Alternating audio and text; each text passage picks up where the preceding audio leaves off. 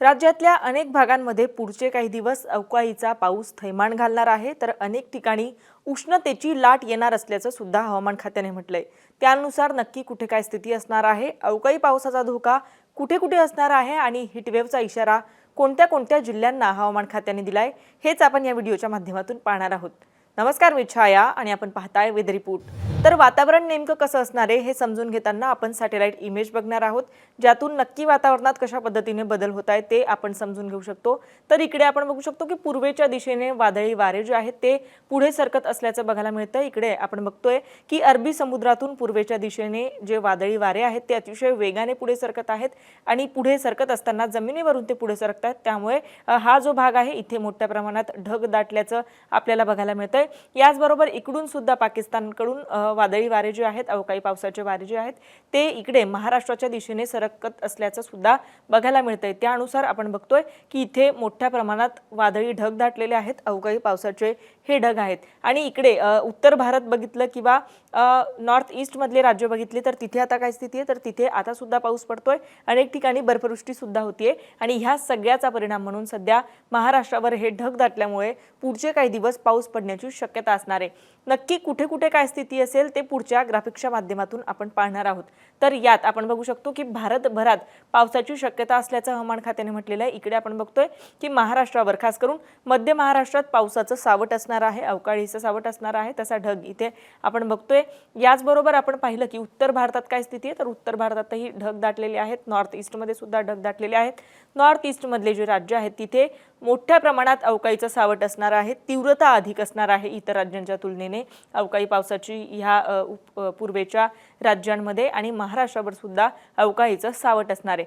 आता ह्या सगळ्यानुसार हवामान खात्याने नेमकं या संदर्भात काय म्हटलंय, तर हवामान खात्याने या संदर्भात ट्विट करत म्हटलंय, there is a strong thunderstorm accompanied by lightning at isolated places, light to moderate rainfall at gusty winds blowing at speeds of 40 to 50 km per hour in the districts of Central Maharashtra and Marathwada। जसं की आपण यात बघतोय की मध्य महाराष्ट्रात खास करून वादळी वारे जे आहेत, सोसाट्याचे जे वारे आहेत आणि मुसळधार पाऊस जो आहे तो मध्य महाराष्ट्रात खास करून असणार आहे। याचबरोबर मराठवाड्यातल्या सुद्धा काही भागांमध्ये अवकाळीच्या पावसाचा जास्त धोका असणार आहे। हे जे वादळी वारे आहे यांचा वेग किती आहे, तर जवळपास 40 ते 45 किलोमीटर प्रति तास वेगाने हे जे वारे आहेत ते पुढे सरकत असल्याचं आपण बघतोय। आणखी काही ठिकाणी काय स्थिती असणार आहे, there is a strong likelihood of hot and humid weather conditions prevailing at some places in the districts of Konkan and Goa. याचा अर्थ असा की उष्ण आणि दमट वातावरण कुठे असणार आहे, तर कोकण आणि गोव्याच्या भागामध्ये पुढचे काही दिवस उष्ण आणि दमट वातावरण असल्याचं सुद्धा हवामान खात्याने म्हटलंय। आता नेमका कुठे कोणता अलर्ट दिलाय हे सुद्धा समजून घेणं महत्त्वाचं आहे पुढच्या ग्राफिक्सच्या माध्यमातून। आता आपण बघू शकतो की 25 तारखेला कुठे कुठे पावसाचा अलर्ट हवामान खात्याने दिलाय, तर या ग्राफिक्सच्या माध्यमातून आपण बघू शकतो की मध्य महाराष्ट्रातल्या खालचे म्हणजे पश्चिम महाराष्ट्रातले हे जे जिल्हे आहेत इथे पावसाचा येलो अलर्ट हवामान खात्याने दिलाय। पुणे, सोलापूर, सातारा, साताऱ्याचा घाटाचा परिसर, सांगली, कोल्हापूर आणि लातूर, याचबरोबर याच्या वरचे जे मध्य महाराष्ट्रातले जिल्हे आहेत ज्यामध्ये संभाजीनगर, जालना, अहिल्यानगर, बीड हे हा जो मध्य महाराष्ट्रातला आणि पश्चिम महाराष्ट्रातला भाग आहे इथे पावसाचा अलर्ट हवामान खात्याने दिलाय। तर हीट वेव्हचा इशारा कुठे कुठे, तर अकोला, अमरावती आणि वर्धा विदर्भातले हे जे 3 जिल्हे आहेत इथे आता सध्या सगळ्यात जास्त तापमान आहे आणि पुढचे काही दिवस सुद्धा इथे हीट वेव्हचा इशारा असणार आहे। आपण बघतोय की हीट वेव्हचा येलो अलर्ट विदर्भातल्या या जिल्ह्यांना हवामान खात्याने दिलाय।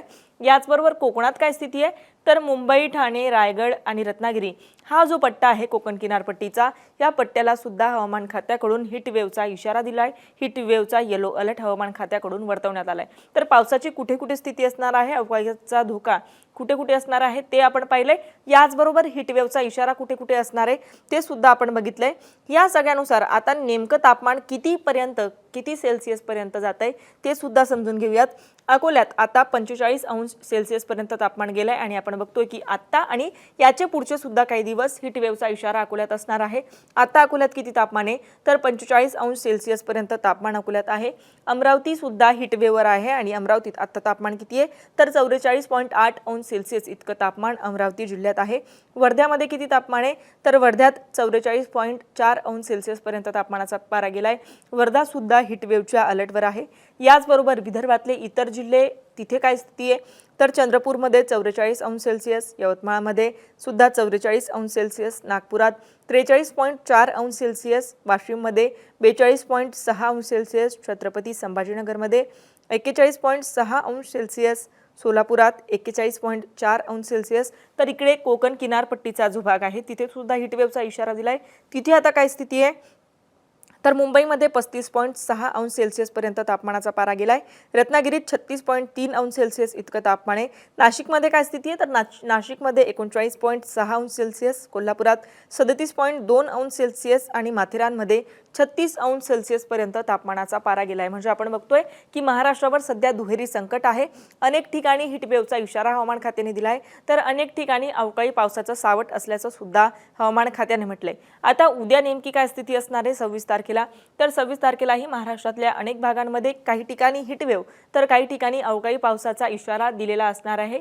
अकोला, अमरावती, वर्धा याचबरोबर चंद्रपूर हे जे जिल्हे आहेत हे हीटवेव्हच्या अलर्टवर आहेत. हीटवेव्हचा येलो अलर्ट या भागांना दिलेला आहे. उष्ण आणि दमट वातावरण या भागात असण्याची शक्यता असणार आहे. तर नांदेड, लातूर, धाराशिव, सोलापूर, सांगली हे जे जिल्हे आहेत हे अवकाळी पावसाच्या येलो अलर्टवर आहेत. पुणे, साताऱ्याचा घाटाचा परिसर आणि कोल्हापूर हा जो भाग आहे इथे कमी ते मध्यम स्वरूपाचा पाऊस पडण्याची शक्यता असणार आहे. अलर्ट तसा इथे दिलेला नाही म्हणजे येलो अलर्ट वगैरे इथे नाहीये, मात्र तुरळक स्वरूपात पाऊस पडण्याची शक्यता या भागात असणार आहे. तर ठाणे, मुंबई, रायगड आणि रत्नागिरी हे जे जिल्हे आहेत हे हीट वेव्हच्या अलर्टवर असणार आहे. याच्या पुढच्या दिवशी म्हणजे 27 एप्रिलची काय स्थिती असणार आहे तर 27 एप्रिलला सुद्धा आपण बघतोय की अकोला, अमरावती आणि वर्धा हे जे 3 जिल्हे आहेत हे हीट वेव्हच्या अलर्टवर आहेत. हीट वेव्हचा इशारा या 3 भागांना हवामान खात्याकडून देण्यात आलाय. महाराष्ट्रातल्या इतर ठिकाणी काय स्थिती असणार आहे तर महाराष्ट्रातल्या इतर ठिकाणी मात्र कुठेही कुठलाही इशारा हवामान खात्याने दिला नाहीये. 28 तारखेची काय स्थिती असणार आहे तर 28 तारखेला हवामानात पुन्हा एकदा बदल झाल्याचं आपण बघतोय. 28 तारखेला नागपूर, वर्धा, चंद्रपूर, गडचिरोली आणि यवतमाळ या जिल्ह्यांमध्ये अवकाळी पावसाचं सावट असणार आहे. येलो अलर्टवर हे जिल्हे असणार आहेत. आपण पाहिलं की 27 तारखेला अकोला, अमरावती हे जे जिल्हे आहेत इथे हीटवेव्हचा अलर्ट आहे तर त्यालाच लागून असलेले विदर्भातले इतर जे जिल्हे आहेत तिथे मात्र त्याच्या पुढच्याच दिवशी म्हणजे 28 तारखेला अवकाळी पावसाचं सावट असणार आहे.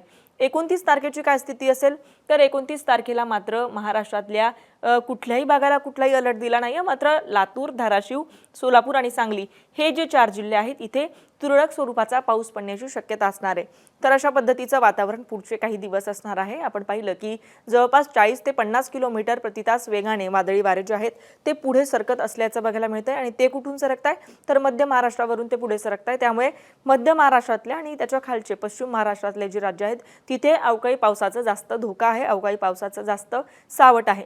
तर आता अशा पद्धतीचं वातावरण पुढचे काही दिवस असणार आहे. तुमच्या भागात आता वातावरण कसं आहे, नक्की वातावरणाची काय स्थिती आहे आम्हाला कमेंट करून नक्की कळवा. आणि मुंबई तकला जर आपण नवीन असाल तर मुंबई तक चॅनलला सबस्क्राईब करायला विसरू नका. हा व्हिडिओ पाहिल्याबद्दल धन्यवाद.